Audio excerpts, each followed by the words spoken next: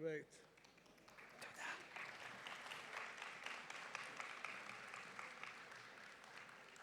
For those who got free tickets to the event, you are supposed to clap more.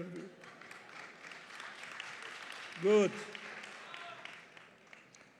And now I would like to invite Udi Mokady, the co-founder, chairman, and CEO of CyberArk USA. His Malcolm lady insisted that I will say that the company is the best of, the greatest of, and the most wonderful of, but I don't remember of what. So Udi will explain to us. Why don't you bring your Malcolm lady for me? Thank you, Yossi. Thank you. Good to see everyone. And after this great panel, I'm honored to be here and switch back to cyber and to talk about identity as the new attack surface.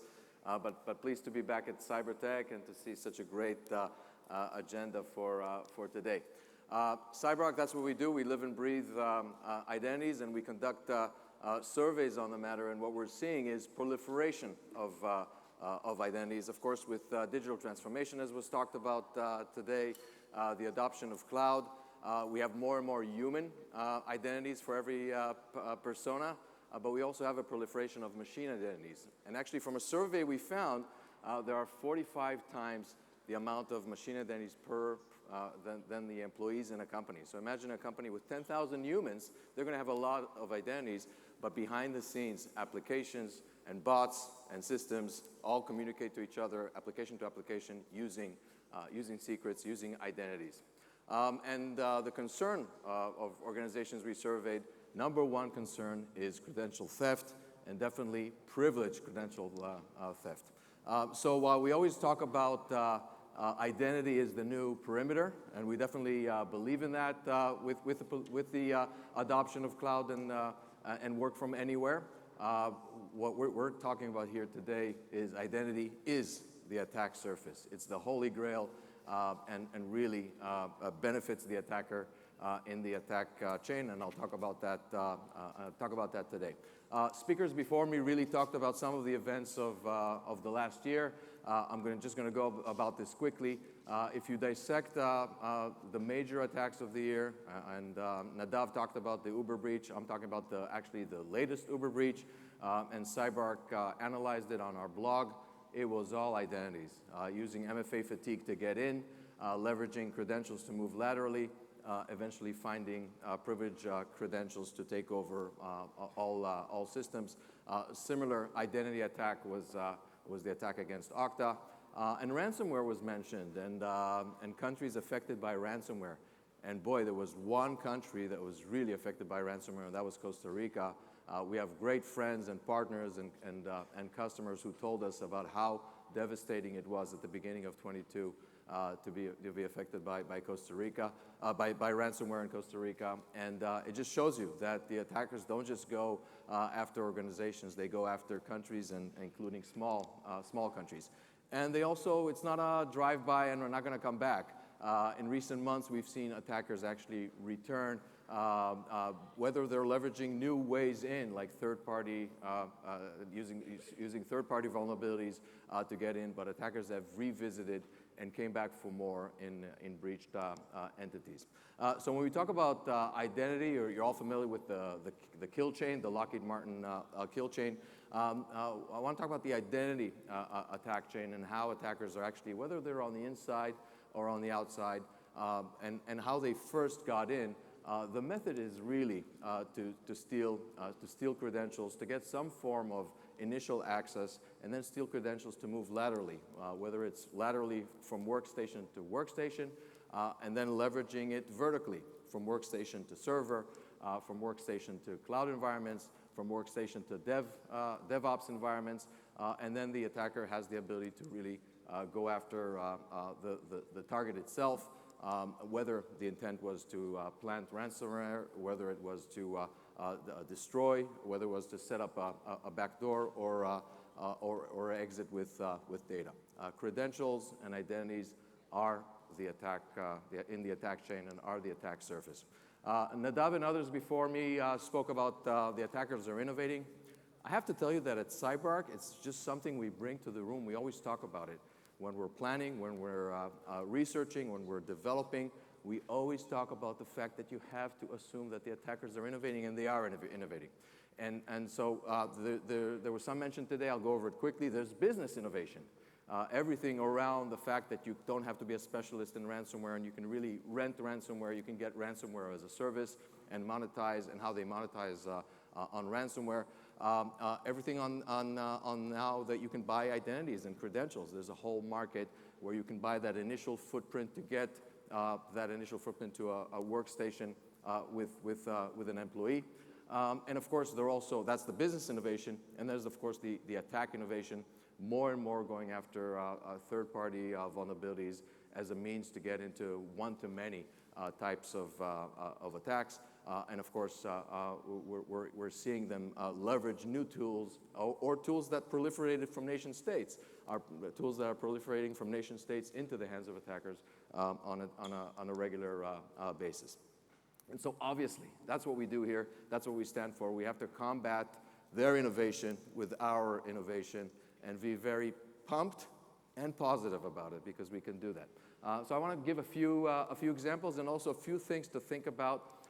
ChatGPT was mentioned here earlier. I have to tell you, the researchers at CyberArk here in Israel, about a week ago, just ahead of Cybertech, came out with breakthrough research that was published worldwide and really got great attention. They were able to manipulate ChatGPT, not to write the school essay, not to cheat on a test, but they were actually able to manipulate ChatGPT, and it's supposed to prevent that, but to actually write polymorphic malware that can evade endpoint security controls.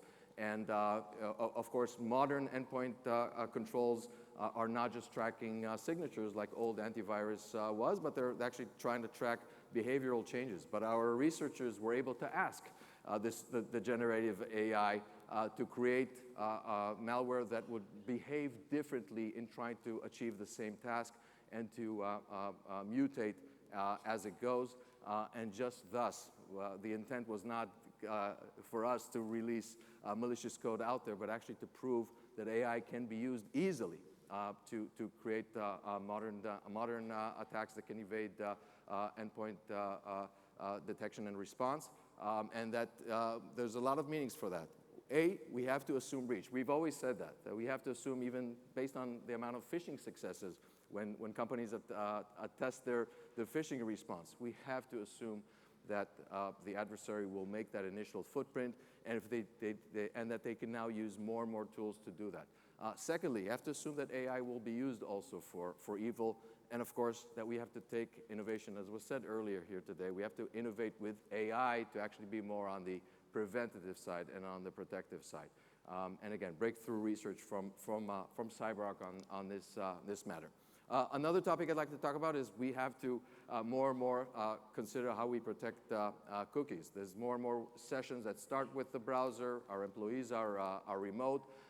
And as seen in recent attacks like Circle CI, which is a DevOps tool, was attacked, where actually the attackers were able to land on an engineer's workstation and then leverage the session cookies that the engineer had to basically hijack and bypass multi-factor authentication and just be that person, fully impersonate that person with access to systems, the ability to then use that person, that engineer's strong access. And they gave him, he was not in least privilege mode, they gave him strong access to get to the back end, into the production systems, and it triggered a whole response that also has to do with the fact that it's a CI/CD tool. And so it affected many customers. And so cookies are another type of credential and another type of identity that needs to be protected. And then there's a lot of talk about passwordless, and passwordless is always referred to the humans and how do we help them not have to remember credentials. But there's the other side of it, and I talked about machines earlier, 45 times more machine identities than humans.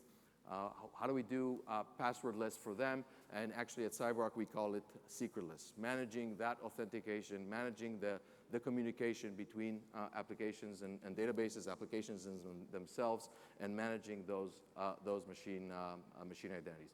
So we have a bit of a perfect storm with attacker innovation, with the growth of the identity as an attack surface, and that's what we focus on at CyberArk. You all know us as the creators of PAM. CyberArk created Privileged Access Management, the whole category. We took probably the hardest part in identity.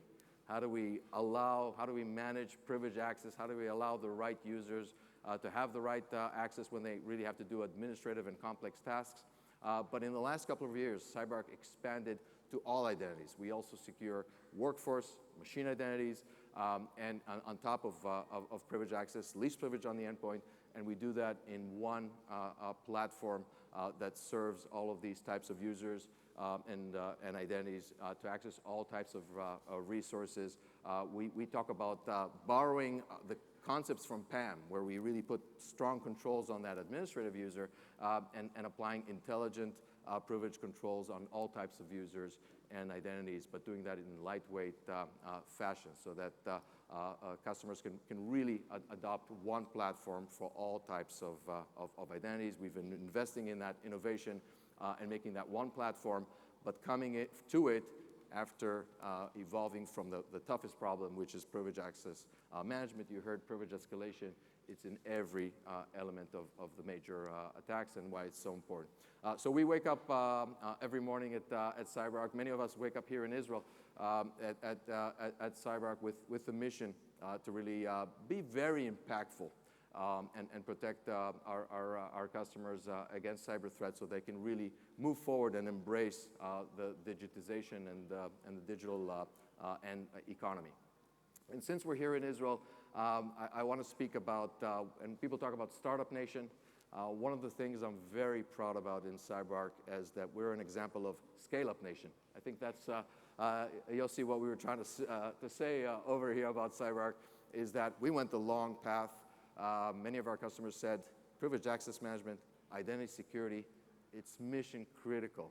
We want to know that we're partnering with a company that's here to stay, is going to grow, invest, innovate. And CyberArk went public 8 years ago. We actually celebrated 8 years as a public company a few months ago. And why is that important?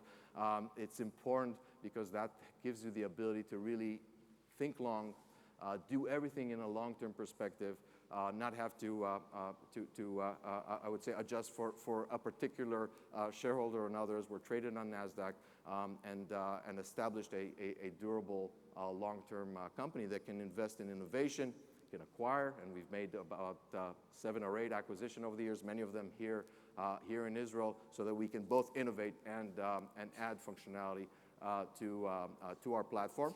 And in these 8 years, by a factor of 6, we grew our customer count. By a factor of 6, we grew our head count around the world, and also continued to, by a factor of 6, our revenue and sales, and probably value by a factor of 10.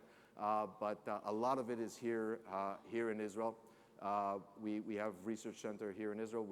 2 years ago, we expanded to Beersheba so that we have a research both in the center of Israel, in greater Tel Aviv area, and in Beersheba, but also R&D that is now spread around the world, and employees that are around the world. So I really believe that as part of this conference is to talk about the role of Israel in cybersecurity, the role of how we can impact and make a long-term effect on customers, that we can also build scale up to be there for our customers in their journey to adopt cloud and others. And here, it's the first time I'm doing this. This is a fun one for me. CyberArk sponsored a local Olympian judoka or a judo. Her name is Agili. She's only 23 and already participated and won in the last Olympics. And for the CyberArk employees, they follow her. First of all, she's smart, she's hardworking, and she's humble, which we love. And for the CyberArk employees, it really represents a lot of things. It's kind of made in Israel. It's girl power. and go-getter, and very mission-oriented.